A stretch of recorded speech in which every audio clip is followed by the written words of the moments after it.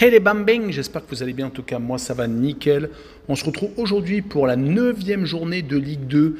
10 matchs à analyser ensemble qui sont les suivants: Guingamp contre Saint-Etienne, Bordeaux, Dijon, Quevilly-Rouen contre Laval, Sochaux, Nîmes, Paris FC contre Rodez, Grenoble contre Caen, Amiens, Niort, Bastia contre Metz, Pau, Valenciennes et enfin Le Havre contre Annecy. N'hésitez pas à nous rejoindre sur le site VIP, vous avez le lien à l'écran et également en description, et également les 3 réseaux sociaux, Telegram, Twitter et Instagram, où il y a des codes safe et des codes fun tous les jours. Et n'hésitez pas à vous abonner et à mettre le petit pouce qui va bien. On enchaîne avec le classement. Premier Sochaux avec 16 points, deuxième Le Havre avec 15 à égalité de points avec Caen qui est avec le même nombre de points, quatrième Bordeaux avec 14 à égalité de points avec Amiens qui est cinquième, 6e Guingamp qui a 13 points et 7e Valenciennes avec le même nombre d'unités et 8e Metz avec 11 points. En fin de classement, 15e Saint-Etienne avec 7 unités qui a rattrapé tout son retard dû à des pénalités. 16e Laval avec 7 points également. 3 autres équipes avec 7 unités. Quevilly-Rouen 17e, 18e Niort et 19e Pau. Et enfin Rodez 20e avec 6 points. Et on attaque avec Guingamp contre Saint-Etienne. Les Guingampais viennent d'étrier 6-3 Metz, mais ils n'ont pas eu de mérite sur la seconde mi-temps car les Messins ont fini à 8, 3 expulsés. Ils perdaient même 3-1 les Guingampais pour ensuite mettre 5 buts dans la foulée. Ils sont vraiment en forme à l'extérieur car ils s'étaient imposés 2 journées plus tôt à Bordeaux, 1-0, infligeant d'ailleurs la première défaite aux Bordelais qui étaient à l'époque leaders. Mais si on regarde quand même leur bilan sur les 5 derniers matchs, toutes compétitions confondues, c'est 2 victoires, 2 défaites et un match nul. Donc un bilan assez moyen d'ailleurs. Ils sont redescendus un peu au classement. Ils vont recevoir les Stéphanois qui ont fini avec les points de pénalité et qui sont en train de remonter gentiment au classement, qui ne sont plus dans la zone rouge, qui restent sur les 4 derniers matchs sur 2 victoires et 2 matchs nuls. Les 2 matchs nuls à l'extérieur à Valenciennes et à Pau, à chaque fois sur le même score, 2 buts partout. Et les 2 autres victoires à domicile contre Bastia et contre Bordeaux sans prendre de but. Sur cette rencontre, je vois un 2 buts partout et je vois les 2 équipes marquées avec une cote à 1,88. La rencontre suivante est Bordeaux contre Dijon. Les Bordelais 4e, les Dijonnais 9e. Les Bordelais viennent d'enchaîner une seconde défaite sur les 4 dernières rencontres. C'est beaucoup moins bien qu'en début de saison où ils ne prenaient pas de but et bien entendu ils étaient invaincus. Ils se sont donc inclinés contre Guingamp et dernièrement à Saint-Etienne. Mais je pense que leur situation est loin d'être désespérée car ils espèrent remonter directement en Ligue 1, même s'ils ont perdu de l'expérience car beaucoup de joueurs ont été vendus pour rééquilibrer le compte du club. Ils vont jouer Dijon qui reste sur 3 défaites consécutives qui étaient bien partis avec d'entrée une victoire contre Saint-Etienne et à domicile une victoire contre Nîmes et une victoire à Metz. Donc beaucoup de victoires, mais malheureusement donc 3 défaites consécutives contre Annecy, Bastia et contre Sochaux. Et à chaque fois sans marquer de but.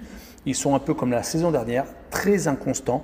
Sur cette rencontre, je vois Bordeaux s'imposer 1-0 et je vois le moins de 3 buts sur le match avec une cote à 1,38.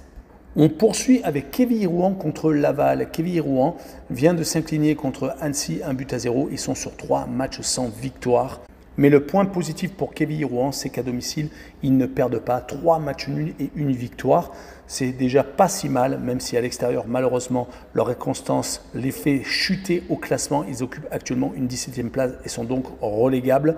Côté Laval, ils avaient bien débuté avec des victoires en déplacement, 2 consécutives à Bastia et à Annecy, mais malheureusement depuis ça s'est dégradé, 2 défaites à Nîmes et à Sochaux et surtout ils sont chutés déjà 3 fois à la maison contre Guingamp, Le Havre et Pau. Ils sont donc sur une mauvaise pente et je les vois s'incliner à Quevilly-Rouen 2-1 et je vois le Dronobet avec le pari remboursé 6 matchs nuls, une cote à 1,61. On enchaîne avec Sochaux contre Nîmes. Les Sochaliens sont premiers de Ligue 2. C'est un des objectifs, bien entendu, de remonter en Ligue 1. Ils sont actuellement sur 5 victoires consécutives. Ils avaient mal débuté la saison, mais c'est parti avec donc, ces victoires contre Pau, Niort, Guingamp, Laval et Dijon. Ils prennent peu de buts, en marquent beaucoup tout de même. Ça fait 5 rencontres consécutives qu'ils marquent au moins 2 réalisations. Ils vont jouer contre Nîmes, qui de son côté vivote juste au-dessus de la zone de relégation. Ils ont 8 points à 1 point donc.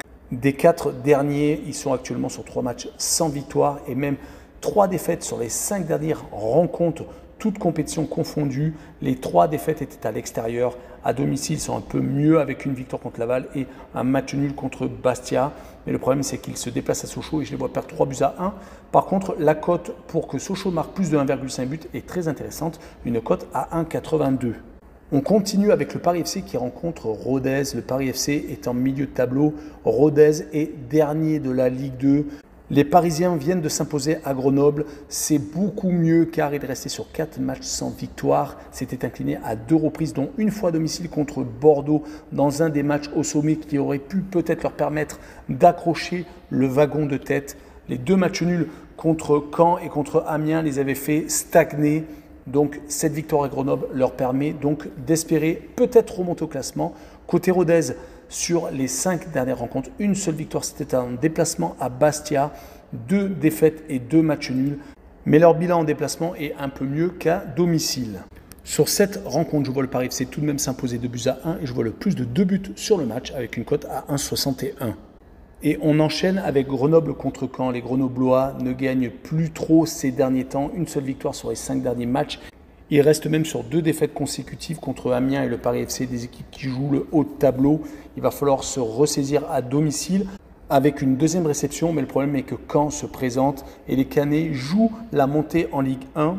Il faut savoir qu'ils perdent très peu en déplacement car ils ne se sont inclinés qu'à une seule reprise. C'était lors du derby normand au Havre 2-1. Sinon, ils étaient revenus avec la victoire de Nîmes et avec les partages de points à Dijon et au Paris FC.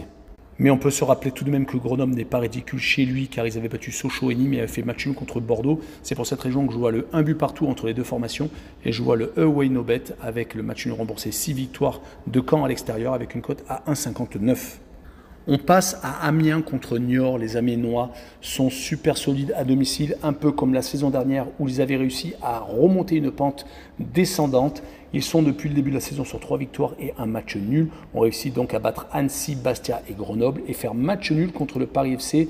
À l'extérieur, leur victoire à Sochaux leur permet d'être dans la première partie de tableau et en embuscade. Mais ils restent tout de même sur une défaite à Caen 3-1. Du côté de Niort, par contre, c'est la pente descendante. Ils sont actuellement relégables. Avec seulement 7 petits points, ils restent sur 3 défaites contre Sochaux, Valenciennes et Le Havre sans marquer de but.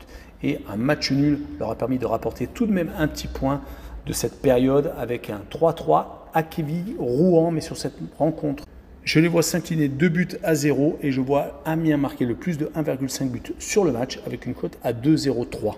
On continue avec Bastia contre Metz. Les Bastiais viennent de se faire accrocher à Nîmes. Après avoir battu Dijon 1-0, ils ont resserré les boulons car il est resté sur 3 défaites consécutives.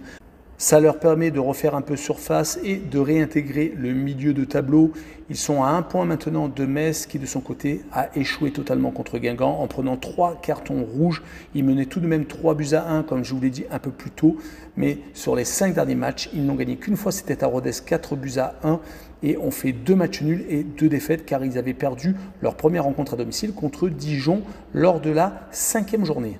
Mon pronostic va tenir compte des absences côté messin et de la bonne forme de Bastia actuellement. Et je vois une victoire des Corses 2-1 et je vois le draw no bet avec le pari remboursé 6 matchs nuls, une cote à 1,64. Et on passe à l'avant-dernière rencontre, Pau contre Valenciennes. On avait plutôt tendance à voir l'inverse au classement, surtout la saison dernière, où Pau avait tendance à être plus en milieu de tableau, alors que Valenciennes avait tendance à être plus en deuxième partie de classement. Mais cette saison, les Palois ne s'en sortent pas. Ils sont avant-derniers, ne gagnent quasiment pas, même si l'exception confirme la règle. Ils viennent de s'imposer à Laval 1-0, sinon ils seraient derniers seuls. C'est peut-être un des points positifs, mais à domicile, c'est vraiment compliqué. Ils n'ont pas encore gagné, sont sur 2 matchs nuls et une défaite, c'était contre Sochaux. Ils reçoivent Valenciennes qui est sur une superbe dynamique, 2 victoires et 3 matchs nuls. Ils ne perdent quasiment pas. Une seule défaite au compteur, c'était à Metz, 2-0. Ils comptent continuer à garder leur invincibilité pour peut-être jouer les playoffs pour monter en Ligue 1. En tout cas, sur cette rencontre, je vois un but partout et je vois la double chance N2 avec une cote à 1,48. Et on finira avec Le Havre contre Annecy, 2 équipes qui ne perdent plus depuis au moins 5 rencontres. Le Havre a 4 victoires et 1 match nul. Annecy a 2 victoires et 3 matchs nuls, mais Annecy est promu cette saison, alors que Le Havre a changé d'entraîneur. Mais quand on regarde de près le bilan des Normands, à domicile, ils sont sur 3 matchs nuls et une victoire, alors qu'à l'extérieur, c'est tout de même beaucoup mieux. 3 victoires et une seule défaite. C'était lors du déplacement à Valenciennes en début de championnat. Côté Annecy, il y a un total retournement de situation. 3 défaites pour commencer le championnat, avec surtout 2 revers à domicile. Mais depuis 5 rencontres, ils ne perdent plus. Et depuis 4 matchs, ils n'ont plus pris de but. Donc 4 clean sheets consécutifs, en sachant tout de même qu'ils ont rencontré Grenoble, Dijon, Metz et qu'ils viennent de battre donc Quevilly, Rouen. Mais sur cette rencontre, je vois un 0-0 et le moins de 2,5 buts sur le match, une cote à 1,60. Voilà, on en a fini. N'hésitez pas à venir nous rejoindre, un petit pouce et surtout abonnez-vous. Ciao les bambins!